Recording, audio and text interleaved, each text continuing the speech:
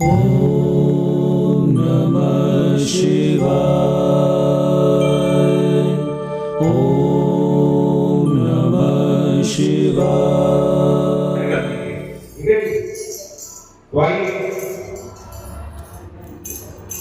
माता शारदा की कृपा लिखूं भाव अनमोल। कार्तिक महात्म्य का चौथा अध्याय को। नारद जी बोले, ऐसा कहकर भगवान विष्णु ने मछली का रूप धारण किया और विंध्याचल पर्वत पर तप कर रहे। महर्षि कश्यप भी कि अंजलि में जल में आप पहुंचे। महर्षि कश्यप ने दया करके उसे अपने कमंडल में रख दिया। जब उसने बड़ा रूप धारण किया तो उन्होंने उसे कुएं में डाल दिया। जब कुएं में भी ना समा सकी तो उन्होंने उसे तालाब में फेंक दिया। जब तालाब में भी ना आ सकी तो उन्होंने समुद्र में डाल दिया और वहां पर बढ़ने लगे। फिर उस मत्स्य रूप नारायण ने उस शंखासुर को मार गिराया और विष्णु भगवान की जय। तत्पश्चात शंख को हाथ में लेकर बद्रीवन में आ पहुंचे। बद्रीनारायण में आकर उन्होंने सब ऋषियों और महर्षियों को बुलाकर आज्ञा दी कि पानी में इधर उधर फैले हुए वेदों को ढूंढो और उन्हें शीघ्र निकालकर मेरे पास लाओ। तब तक मैं देवताओं के साथ श्री प्रयागराज में ठहरूंगा। इसके बाद सब ऋषि महर्षियों ने मिलकर सब वेदों सहित वेद मंत्रों को ढूंढ निकाला। उन वेदों में से जो भाग जिस जिस ऋषियों को मिला वह उसी का ही हो गया। उस भाग में उसी दिन है ऋषि कहलाए। उस वेदों को लेकर ऋषि महर्षि प्रयागराज में आए और उन्होंने सब भगवान विष्णु में ब्रह्मा जी को समर्पित कर दिया।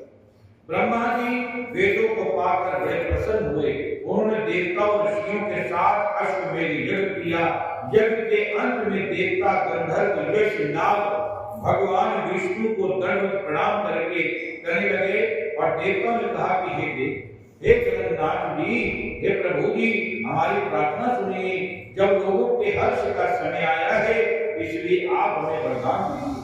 नष्ट हुए वेद पुनः श्री ब्रह्मा जी को प्राप्त हो।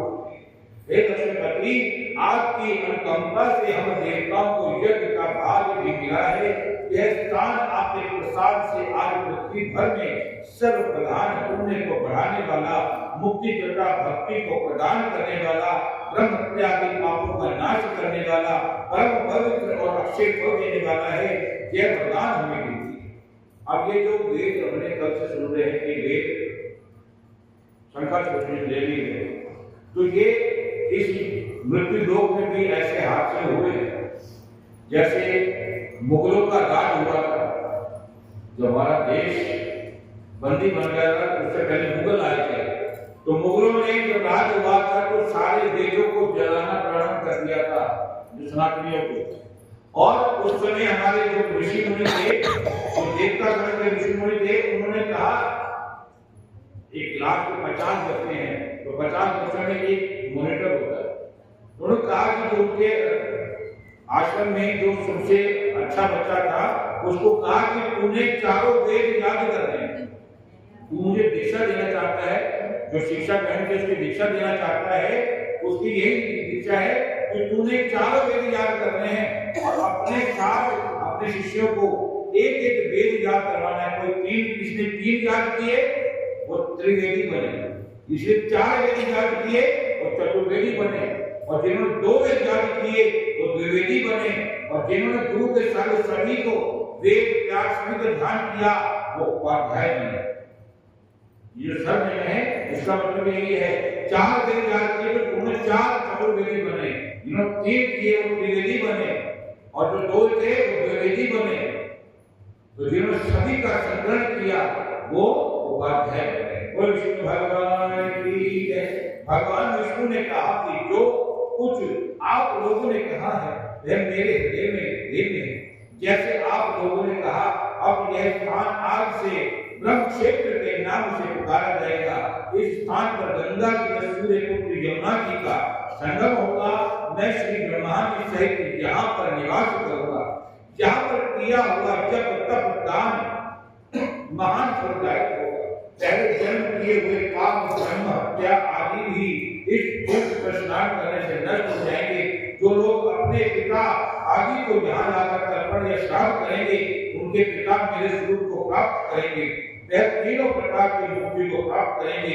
मकर संक्रांति पर माघ मास में प्रातः काल यहाँ आकर स्नान करने वालों को दर्शन मात्र से ही सब पाप मिट जाएंगे। बोलो विष्णु भगवान की जय। ठीक उसी तरह जिस तरह सूर्य के तेज से अंधकार का नाश हो जाता है, मिट जाता है, ठीक उसी तरह जिस तरह सूर्य के तेज से अंधकार मिट जाता है, ईश्वर मेरे वचन ध्यान से सुनिए, मैं सर्व व्याप्त रहता हूँ, हमेशा बद्री नारायण में निवास करता हूँ और सैकड़ों वर्ष तक किसी दूसरे स्थान पर तप करने का जो फल मिलता है, वही फल यहाँ पर एक दिन में मिल जाता है। जो मनुष्य मेरे इस स्थान पर बद्री का आश्रम दर्शन करेंगे, वह जीवन मुक्त हो जाएंगे और उनके समस्त पाप नष्ट हो जाएंगे।